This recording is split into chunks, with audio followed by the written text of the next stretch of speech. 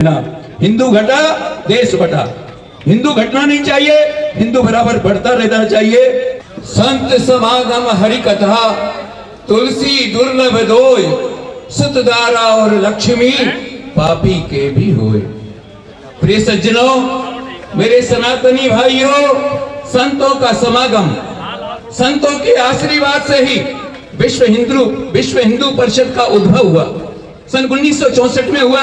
अभी हमारे माननीय अध्यक्ष महोदय ने आप सबको बताया, कृष्ण जन्माष्टमी के दिन ही हुआ। पर क्यों हुआ?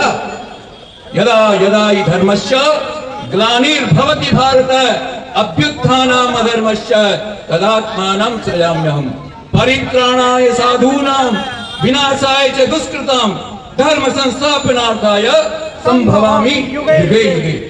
जब जब होय धर्म की हानि, बाढ़ई असुर अधम अभिमानी, तब तब धर प्रभु मनुज शरीरा, हरौ मनोभव सज्जन पीरा।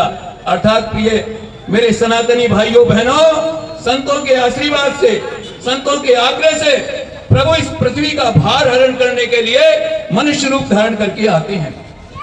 हमारे विश्व हिंदू परिषद के रूप में संगठनात्मक रूप धारण करके सन 1964 में तत्कालीन सरसंघ चालक परम पूजनीय गुरु जी के आग्रह से, संतों के आशीर्वाद से विश्व हिंदू परिषद नामक संगठन का प्रादुर्भाव हुआ।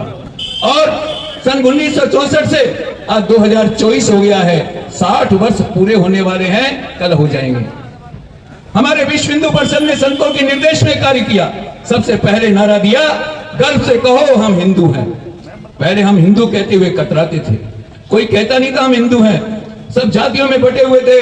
पर ये जो पूरे हिंदू समाज को, सनातन धर्म को, सभी संत महंतों को एक मंच में लाकर ये नारा दिलवाया गया कि गर्व से कहो हम हिंदू हैं। फिर समरसता का भाव जगाने के लिए संतों ने उडुपी में एक सम्मेलन करके हमारे सभी जगत गुरु जो भी संप्रदायों के आचार्य थे, उन्होंने बड़ी जोर से घोषणा की और उसमें कहा, हिंदवे सोदरा सर्वे न हिंदू पतितो भवेत्, हिंदू रक्षा मम दीक्षा मम मंत्र समानता। हिंदू सभी सहोदर भाई हैं, रामकृष्ण की संतान है, भारत माता की संतान है। हमारा सबका डीएनए एक है। हमारी उत्पत्ति भगवान विष्णु की नाभि से कमल और कमल से ब्रह्मा और ब्रह्मा से हम सब पैदा हुए हैं। हम सब सहोदर भाई हैं। कोई भी अगड़ा नहीं है, कोई पिछड़ा नहीं है, कोई छूत नहीं है, कोई अछूत नहीं है। सभी हमारे सहोदर हैं। सहोदर का मतलब एक उदर से पैदा हुए हैं। भारत माता हम सबकी भाई, हम हिंदू हिंदू भाई भाई, भारत माता हम सबकी माई। इस प्रकार का भाव संतों के निर्देश से विश्व हिंदू परिषद ने पूरे देश में जागृत किया। आज हम हिंदू के नाते जालम पर बैठने लगे हैं।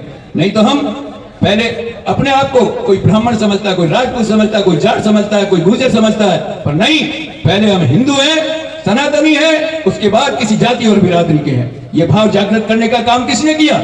विश्व हिंदू परिषद ने किया।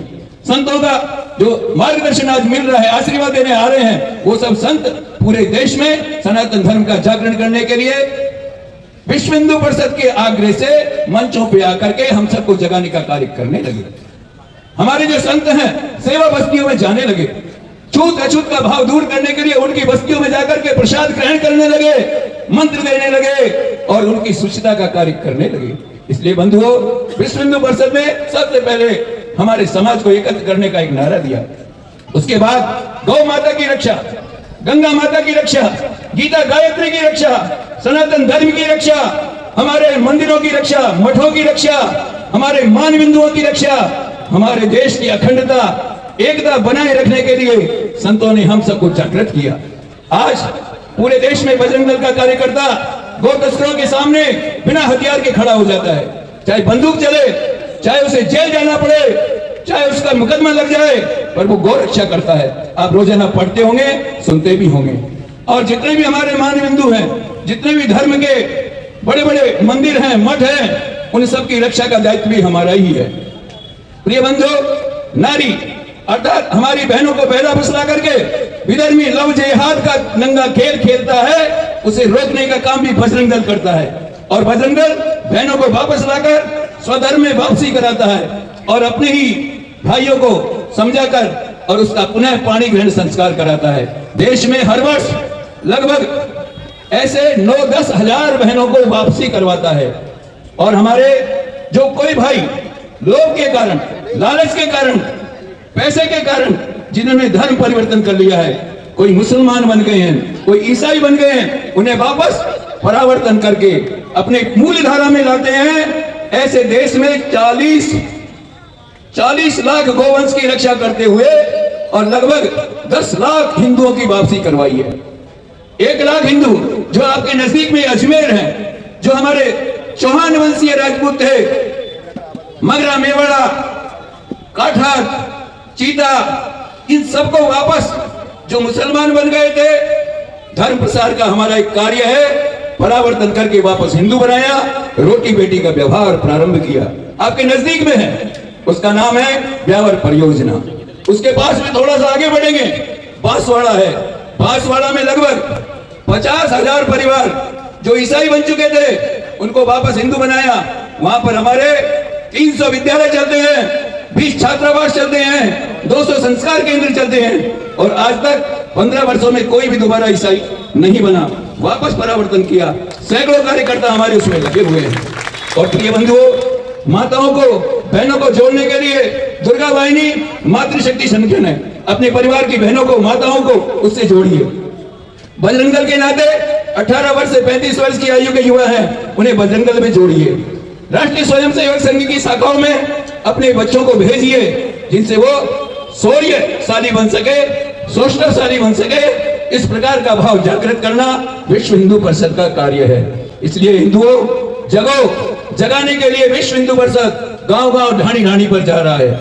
हमारे यहाँ राजस्थान में लगभग 2200 सत्संग विश्व हिंदू परिषद के द्वारा चलते हैं। आपको भी अपने मोहल्ले में, अपने गांव के मंदिर में, मोहल्ले के मंदिर में हिंदुओं को एक साथ इकट्ठा करके सत्संग प्रारंभ करना चाहिए। सामूहिक हनुमान चालीसा का पाठ प्रारंभ करना चाहिए। युवाओं में धर्म संस्कृति का भाव जगाने के लिए सामूहिक मिलन केंद्र हनुमान चालीसा का पाठ, इसका आयोजन करना चाहिए। इन सब कार्यों के लिए आप सबके समक्ष ये संगठनात्मक निवेदन करने के लिए हम लोग यहाँ उपस्थित हुए हैं। आज हमारा 60 वर्ष पूरा होने जा रहा है और आप सबसे यही विनती है, जाति बिरादरी का छोड़ना नहीं है, आप रहिए, पर पहले हिंदू, उसके बाद कुछ और, ये भाव मन में जागृत करिए। और जो दुनिया भर के षड्यंत्र चल रहे हैं समाज को तोड़ने के लिए, विधर्मियों के, वामपंथियों के इस प्रकार के विमर्श चल रहे हैं, इस प्रकार का एक नेगेटिव सोच का जो प्रसारण चल रहा है,